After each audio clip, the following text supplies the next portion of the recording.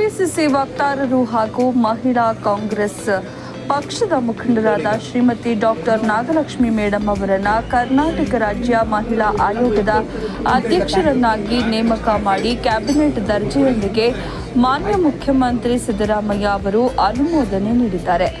ನೂತನವಾಗಿ ಆಯ್ಕೆಯಾದ ನಾಗಲಕ್ಷ್ಮಿ ಚೌಧರಿ ಅವರು ಇಂದು ಮೈಸೂರಿಗೆ ಭೇಟಿ ನೀಡಿ ಚಾಮುಂಡೇಶ್ವರಿ ತಾಯಿ ದರ್ಶನ ಪಡೆದರು.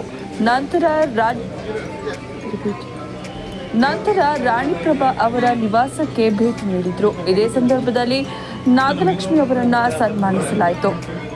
ಕಾಂಗ್ರೆಸ್ ಯುವ ಮುಖಂಡ ನವೀನ್ ಕುಮಾರ್, ರಾಜೇಶ್, ಮಹಿಳಾ ಕಾಂಗ್ರೆಸ್ ಮುಖಂಡರಾದ ರಾಣಿಪ್ರಭಾ, ಹರೀಶ್ ಮೊಗಣ್ಣ ಸೇರಿದಂತೆ ಹಲವರು ಉಪಸ್ಥಿತರಿದ್ದರು.